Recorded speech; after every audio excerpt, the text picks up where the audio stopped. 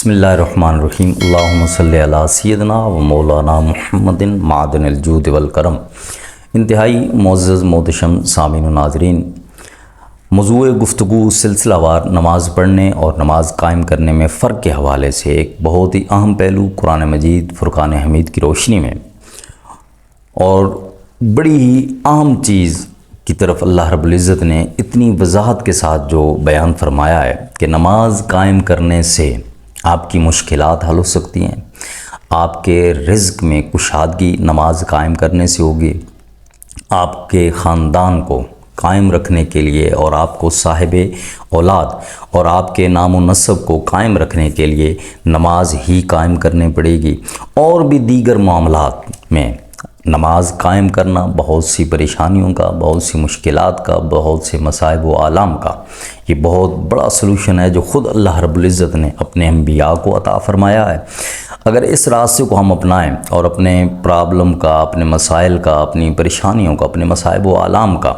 اگر ہم ان کا حل چاہتے ہیں تو نماز قائم کرنا یہ بہت بڑا ایک حل ہے۔ ایک مقام پر ارشاد فرمایا، حضرت عیسیٰ علیہ السلام،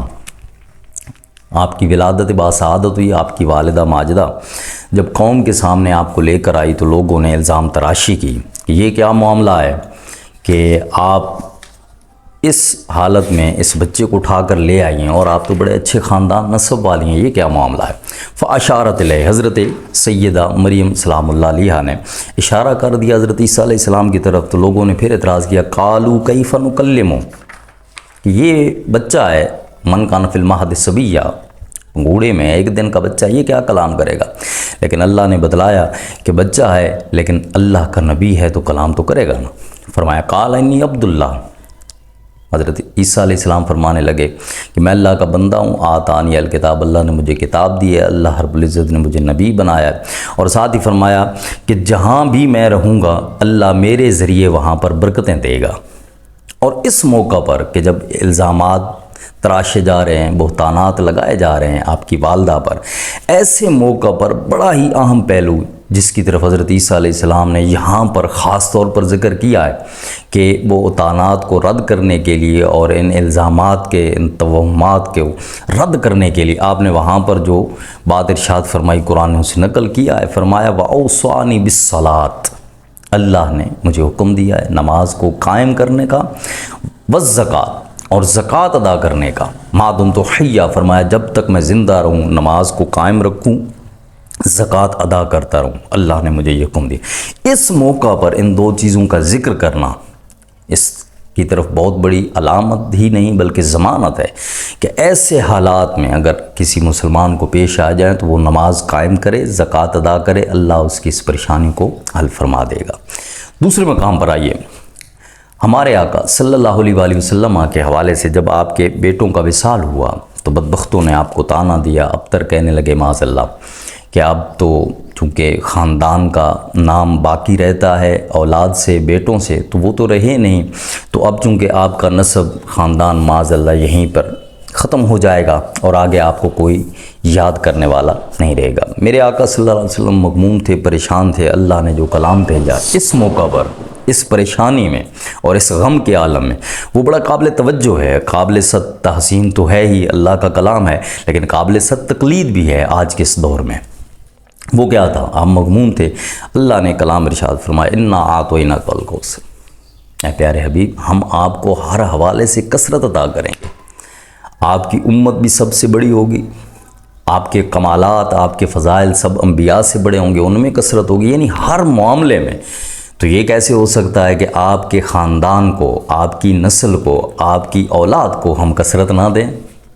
سب کچھ ہوگا۔ فرمایا اے محبوب آپ کے تو خاندان کے حوالے سے یہ جو لوگ بات کر رہے ہیں نا کہ نسب خاندان ختم ہو جائے گا، فرمایا نہیں، آپ کی نسل کو تو ایسا جاری کروں گا اور آپ کے خاندان کو ایسا بڑھاؤں گا کہ آپ کے ہی خاندان والے، آپ ہی کی نسل والے اور آپ ہی کے نواسے کہ جن کا سر مبارک تن سے جدا ہو جائے گا لیکن ان کا نام پھر بھی باقی رہے گا، کہ جو تو سر کٹوا کر بھی ان کی زبان سے قرآن نکلے گا، وہ تو بولیں گے، سر تن سے جدا بھی ہوگا اور پھر بھی بولیں گے، ایسی نسل دوں گا۔ اور آج آپ دیکھ لیں کہ ہر کونے میں کیا سادات موجود نہیں ہیں، کیا خون رسول جن کی گردشوں رگوں میں گردش کر رہا ہے وہ لوگ آج بھی معزز ہیں، محتشم ہیں اور قیامت تک رہیں گے، اور آپ کا خاندان پوری دنیا کے اندر آج بھی ہے۔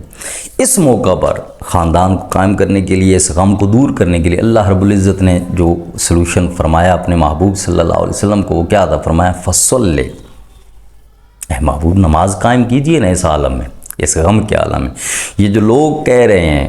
کہ آپ کا خاندان، آپ کی نسل معاذ اللہ یہیں بھی ختم ہو جائے گی، اس معاملے کو چھوڑیے، اس معاملے کو حل کرنا میں آپ کو بتلاتا ہوں کیا کریں۔ اللہ نے فرمایا فصلی، اے محبوب اللہ کی بارگاہ میں آ جاؤ، نماز کو قائم کرو، لے رب کا، اپنے رب کے لیے۔ کیا ہوگا؟ ان شانئک هو الابتر، آپ نماز قائم کیجئے، آپ نہیں معاذ اللہ ابتر ہوں گے، بلکہ آپ کے دشمنوں کی نسلوں کا نام و نشان ختم ہو جائے گا۔ اور آج یہ واضح ہے، اس میں کوئی شک نہیں ہے، دو رائے نہیں ہے۔ ایک اور مقام ہے، اللہ رب العزت نے ایک اور ذمہ ڈالا ہے اپنے ماننے والوں پر، اہل ایمان پر، اور وہ کیا ہے؟ یہ سورۃ طٰہٰ ہے، اس کی آیت نمبر 132 اور یہ 20 نمبر سورہ ہے۔ یہاں پر اللہ رب العزت نے فرمایا، ارشاد باری تعالیٰ، اعوذ باللہ من الشیطان الرجیم، وَأْمُرْ أَهْلَكَ بِالصَّلَاةِ، فرمایا اے میرے ماننے والو، اے لوگو، تم اپنے سب گھر والوں کو